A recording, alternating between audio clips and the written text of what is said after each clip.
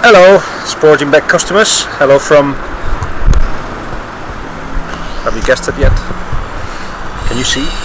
From Madrid, where I went to the Santiago Bernabeu yesterday to see Espanyol get beaten 5-0.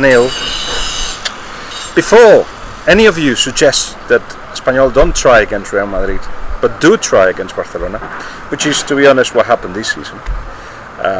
Just a reminder, a stat, which I like to repeat, which is that actually Espanyol has beaten Real Madrid and Barcelona away at the Santiago Bernabeu, the Camp Nou, the same amount of times in history, 7 times, not many.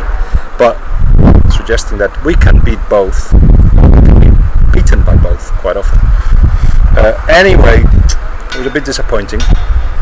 Real Madrid looked fantastic. Cristiano Ronaldo, Ozil, Higuain scored twice and needed to score as well because he was a little bit, let's say, upset by the fact that he's been on the bench far too often, and there was a discussion with Jose Mourinho, which will be discussed in Sky Sports and Revista de la Liga in the next few days, where basically Higuain told Mourinho that kind of things that nobody else tells him. That was a couple of weeks ago. Since then he's been playing, helped by the injury of Benzema, of course, but Higuain hadn't scored, so not since January, I think. So that means he needed to react, and he did. He scored 2 goals, played really well, assist for another one, and got the ovation of the public. Still not sure what to do about next season, so we'll have to keep an eye on that. Anyway, Champions League week, and I'm going to mention a couple of games that are almost sorted, but the 2 that I will be watching, of course, Arsenal Milan. We finished Revista and straight away just get a plane, get a whatever I can get hold of, and go to the Emirates to see Arsenal, see how they try against the Milan that are on top form. They beat Palermo 4-0, hat-trick of Ibrahimovic. He looks fantastic, and there was no doubt in my eyes he was the best Ibrahimovic we saw against Arsenal in the first leg. It's a guy that the team plays around him, so when you hear rumours of strikers going to Milan, forget it. It's got to be somebody that plays for him, and they already got the likes of Robinho, Pato, etc., who like to have Ibrahimovic as the reference point, and a very mobile reference point. He's got the touch of a number 10, of a Silva almost sometimes, but he's this tall guy, as you all know. He showed all of that against Arsenal, and I'm sure that if Milan scores 1, Arsenal will have to score 6.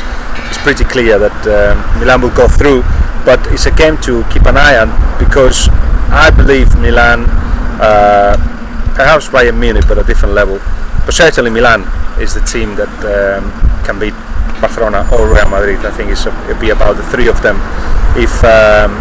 I hope they meet in the semi-finals, either of those 3 teams, and we can see them reaching the further stages of the Champions League, because they in my eyes are the best teams in Europe.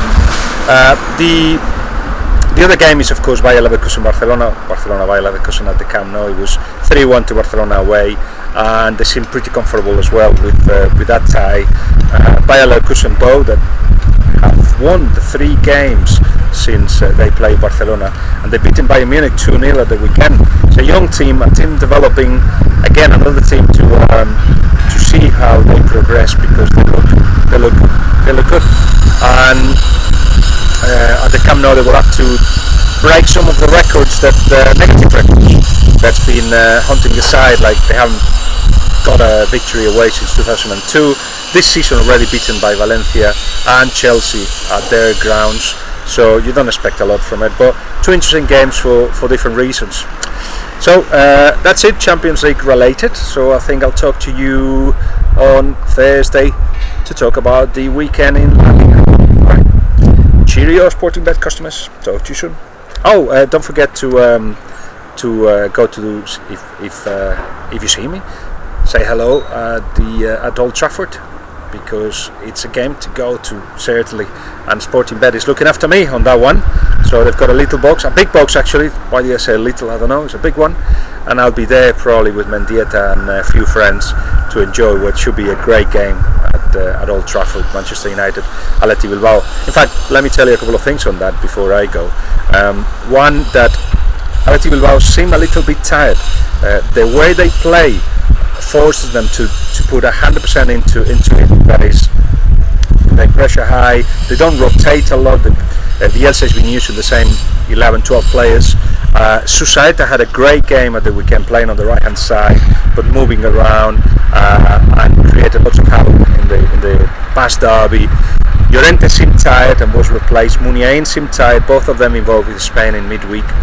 They will have a bit of a rest now, but Muniain is the man that could actually create a lot of danger in the Athletic Bilbao box, Manchester United box, because he plays in that position that is so difficult to defend sometimes. Just finds spaces in that area that it's so difficult to find spaces sometimes in between the midfield and the centre backs.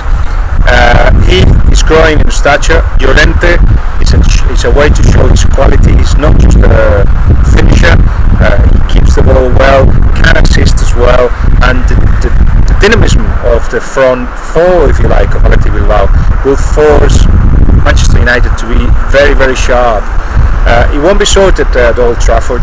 I think Manchester United may beat Athletic Bilbao by 1 goal, but then they have to go to San Mamés, which will be like it is, as you all know, like a kind of English ground, the fans on top of you, and with Athletic Bilbao playing with 12 men being the fans. Great game show this weekend. Looking forward especially to the Old Trafford visit. Again, thanks a lot to Sportingbet for looking after me and my friends, and hope to see you at some pub around